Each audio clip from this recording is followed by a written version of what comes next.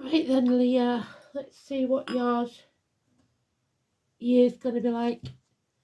So I'll give you the spiel that I give everybody else. It's a zodiac wheel. You can get more than one read if you know you're free. You can get your free birth chart anywhere. Just put it into Google. There's loads of them about. You might even want the app. So it's 12 houses. That means that you can go by the current chart, by your birth chart, or your star sign, or look for whatever you've got in that house. So we start with Aries, Taurus, Gemini, Cancer, Leo, Virgo, Libra, Scorpio, Sagittarius, Capricorn, Aquarius and Pisces.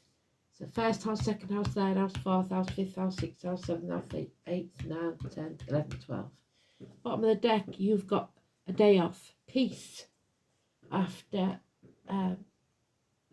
between battles. So you're not quite finished battling yet, but you're between battles. 4 weeks. Some peace, a day off, rest.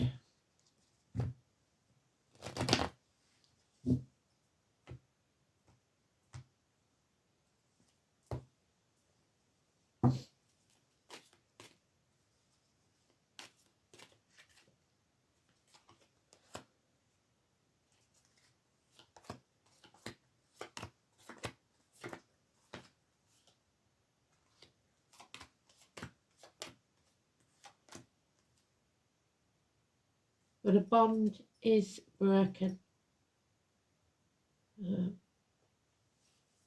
Two people mutually disconnecting. January then, first house varies. You've got injustice. You've got hell will freeze over before there's an apology. There's impotence here. There's open enemies and legal matters. Number 11 for you is negative. Nothing can be healed. You've got Chiron. You've got terrorism. You've got people in uniform. Those of a darker complexion. Those with a scar on the leg, the limp or the amputation. Finances immovable. It's stagnation. So Virgo and Libra for you, Chiron especially. So that you started off with a major arcana in January.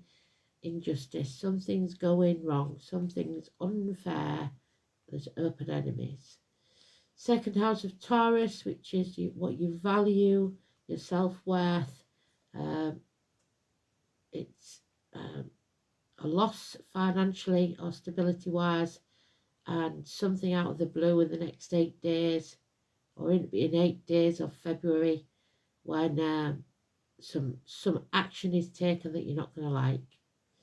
10 years, 8 days, but it's not a major arcana, so it's something out of the blue you didn't expect. March, you got to be find your independence, stand on your own 2 feet. There's fear of the future, maybe putting things off until tomorrow. Maybe you don't want to stand on your own 2 feet yet. London, Richard, feeling the fool.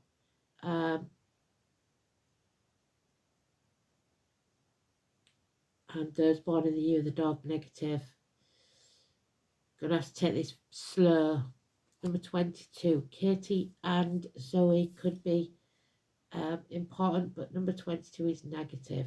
So you've got 11 and 22, so the double numbers for you seem to be negative. That's your third house of communication, so you're putting it off.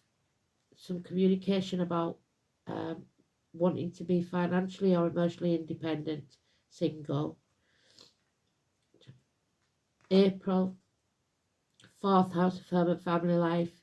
We've got a lonely, divorced or widowed woman, and we've got apologies. So whether that is that we've got in the beginning is now apologising. Slow and steady, improvements in career and finance, but there is a woman scorned here, somebody who seeks revenge, somebody who is guarding the heart, is bitter and twisted. Therapy may be needed. Aquarius energy. So harsh words that someone has to apologise for in the home and family life. Fifth house, your house, hidden things that go on in the dark. Spirit are giving you the gift of love, but you're not prepared to turn your back on everything you've ever known or believed to be true for it. 9 or 27. It's health issues, it's needing to fill your own cup, it's conscience, it's the cricket, so there may be a lot of silence, but above all it's materialism and health issues. So not following your true life path because you want the trappings of wealth, or someone does. No conscience. That's your shadow side. So 6th house of Virgo, which is health.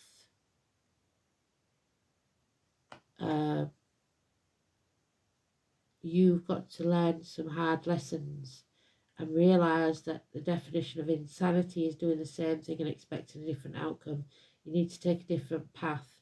There would be issues possibly with hips and thighs, weight gain or weight loss. The number 14 for you is negative. Sagittarius is negative. So we've got 9 and 27, 14. Tony, Philip, Darren, Mike, Susan, Julie, Reese, Chanel and Millie.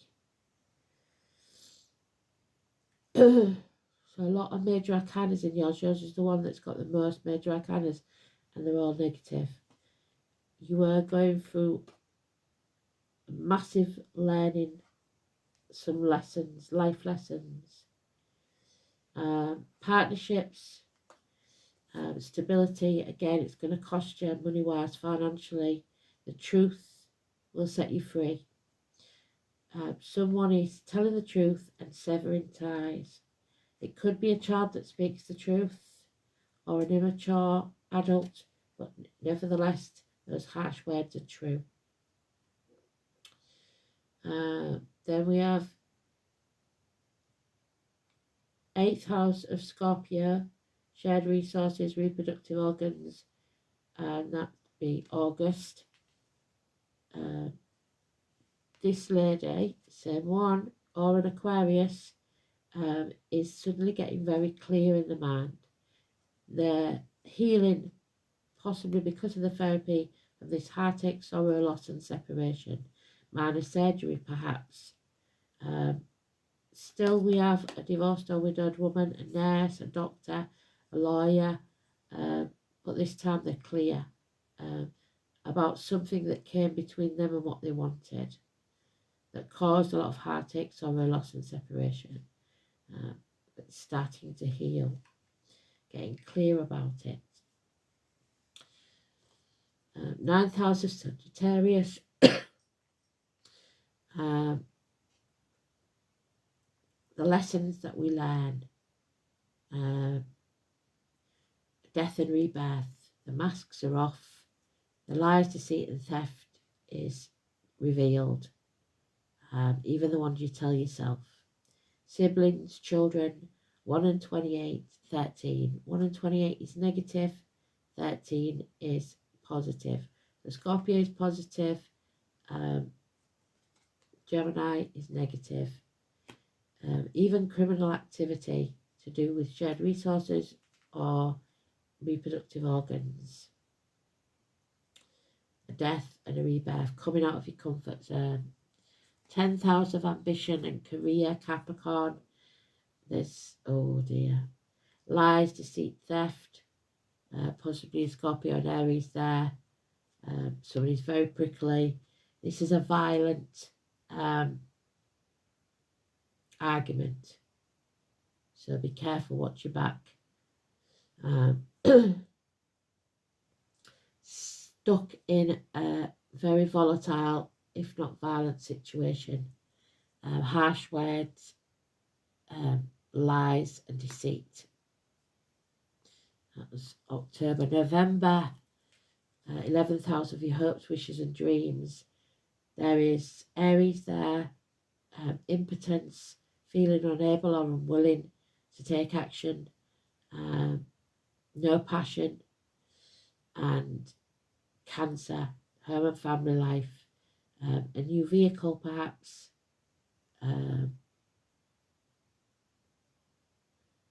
wanting to be free, the name William, the 7 or the 25, so Mia, but it's about taking back the reins, teamwork, getting back on track, travel across country. And finally, Pisces, sacrifice. You have to end something that's failed. Basically, there was no victory here. There could be an actual death or just an end of an era. Enough is enough. What's done is done. Stick a fork in me, I'm done. What doesn't kill you makes you stronger. It's only the shell that's dead. The soul lives on. Somebody here feels defeated. I don't like ending on that card. Let's pull you another one on top. Just to... I haven't done this with anybody else, but can't end on the death card.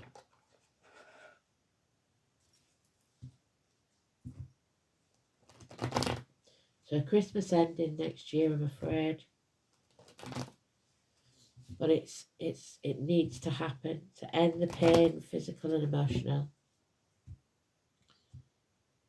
If that 6 of Wands would have been out and it was a victory, then I would have said it's an ending that takes place that's positive. Yeah, because you have a choice to make.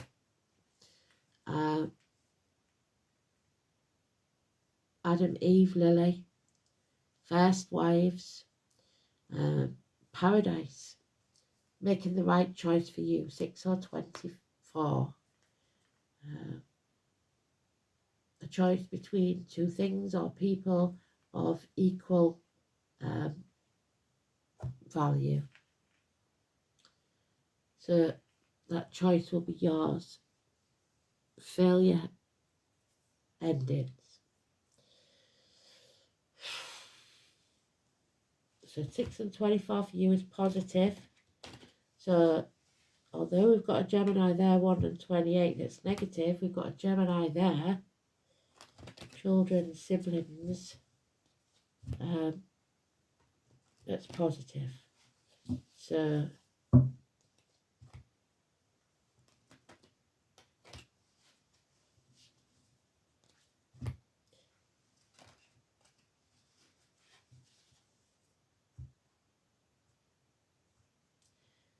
we have a Gemini that's connected to 128, that's negative, and a Gemini that's connected to 6 and 24, that's positive. So the June Gemini may be positive, but a May Gemini may not be. And there's a 7 again. So you have to get back on track. There's a gift coming your way, a communication, a crystal perhaps. A gift from Spirit. They're trying to communicate something to you about your choices. The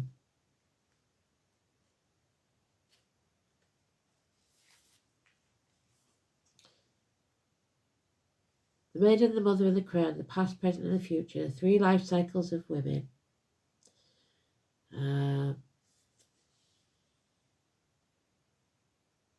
If you're looking for sympathy, oh no, sorry, wrong one.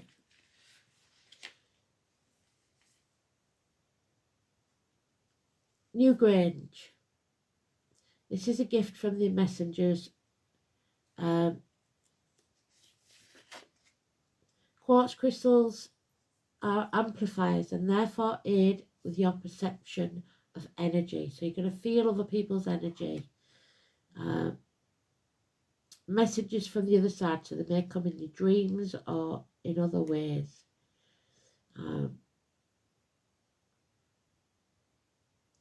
The gift of making contact with the other realms is truly something to be grateful for. Understanding that there are other realms coinciding with our own may be something foreign to you, because in Western society you're led to believe that in order for something to be true, it must be backed by science or proven. The other realms require your faith and belief first in order to see the sense. In drawing this card, it may be showing us that something positive is coming your way. The outcome will be favourable, but you won't feel it because you feel like you failed in somewhere. Ask Spirit to make themselves known to you and invite them into your world. And ask yourself what you can give in return. It doesn't need to be anything material. It can simply be an act of kindness for someone else. So pay it forward. Be kind. See the gift in everything. Be kind, especially when you don't want to be. Even a situation that you feel is negative, there is always a lesson for growth in every situation. So this is what they're giving you, a lesson for growth. To grow as a person, as a soul, to be able to stand on your own 2 feet. Be independent. Take back the reins of your life. Don't try and control others, but you must take back control of your life.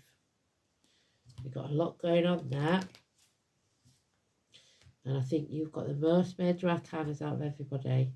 So you haven't got many months where there isn't a major arcana. Yeah, so there it is. It's Gemini energy all over this. The Magician.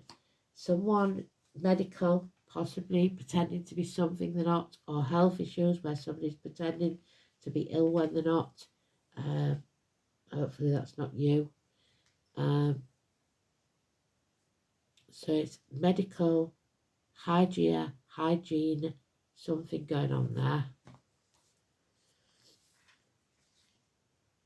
But definitely Gemini or doctors or nurses, there it is. Hygeia is depicted as the African elder woman draped with snakes, which is this year, this year still, because until February. And it's a gift of healing. Preventative health, so get yourself checked out.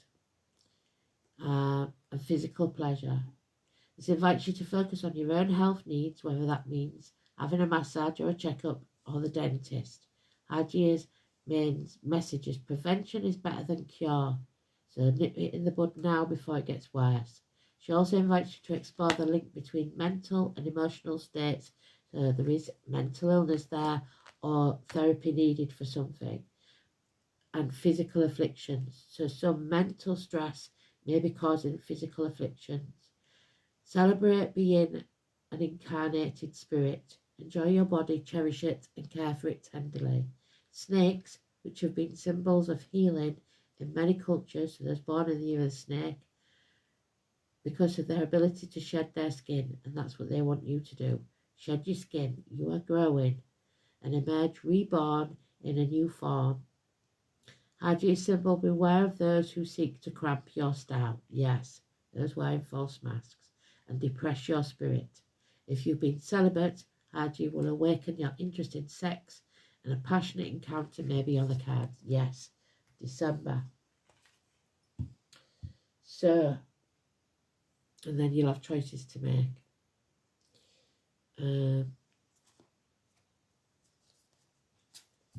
Final card then.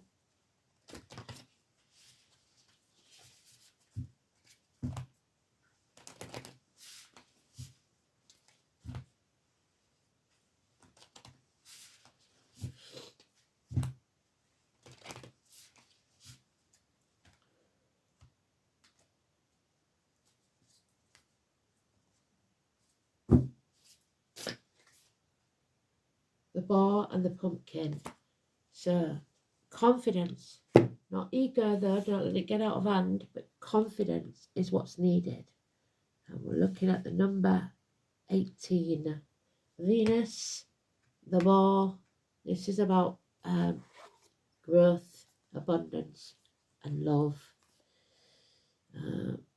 18.